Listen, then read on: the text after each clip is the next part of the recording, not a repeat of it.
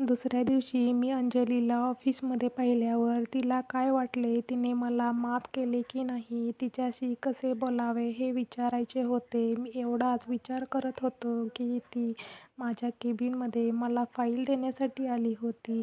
मी काहीही विचार न करता तिला म्हणालो, दिले की ऑफिस वॉक टुगेदर मला काहीतरी बोलायचे आहे.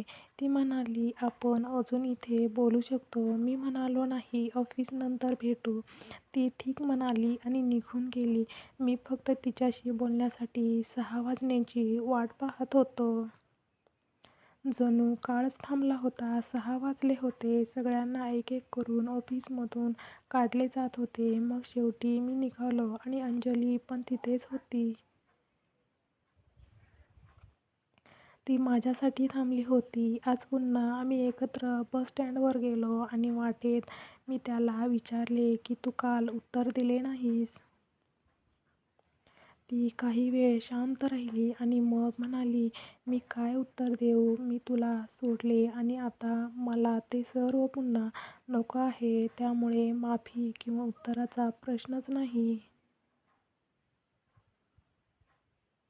मी तिला खूप समजावण्याचा प्रयत्न केला, पण ती मान्य झाली नाही. आम्ही एकाच ऑफिसमध्ये काम करून 5 महिने झाले होते, पण त्या दिवसानंतर आम्ही दोघे एकमेकांशी बोललो नाही.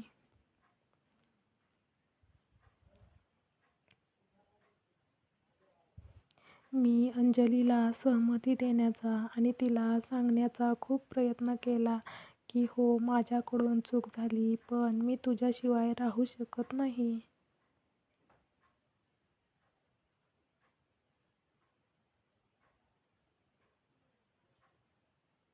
तू या ऑफिसमध्ये येण्यापूर्वी मी तुझ्याशी संपर्क साधण्याचा प्रयत्न केला, पण ते झाले नाही आणि तू आलीस तेव्हा हे ऑफिस माझ्या आनंदाला पारावार नव्हता.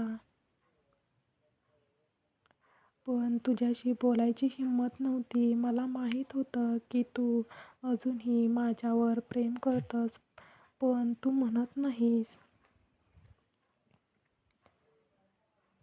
एक दिवस मी काहीतरी विचार केला आणि ऑफिसमधल्या सगळ्यांना माझ्या लग्नाबद्दल सांगितलं की पुढच्या महिन्यात माझं लग्न होणार आहे.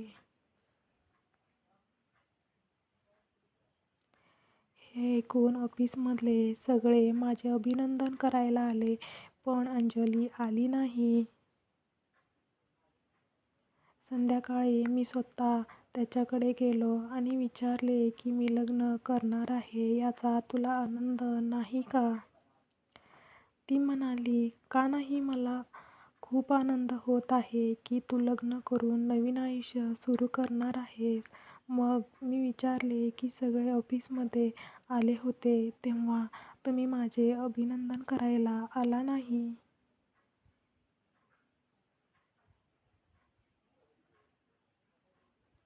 ती म्हणाली की मला खूप काम आहे, मी बिझी आहे. मी ठीक आहे म्हणालो आणि मी निघालो. 2 दिवसांनी रात्री अंजलीचा मेसेज आला की तुझं खरंच पुढच्या महिन्यात लग्न होतंय. मी हो म्हणालो. दुसऱ्या दिवशी अंजली अजिबात ऑफिसला आली नाही. मी विचार करत होतो, काय झाले, तिचा ऐकू नाही.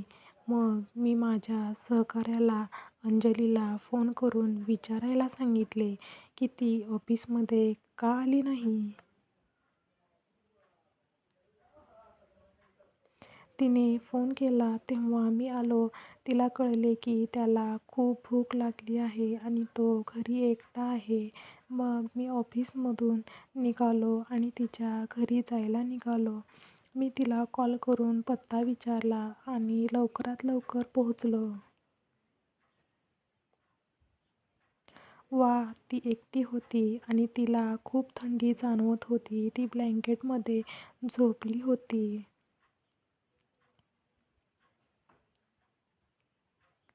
मी पटकन त्याला उचलले आणि दवाखान्यात नेले. संध्याकाळपर्यंत त्यांची भूक बरी झाल्यावर डॉक्टरांनी त्यांना भेटण्याची परवानगी दिली. मी त्याच्या जवळ बसलो होतो.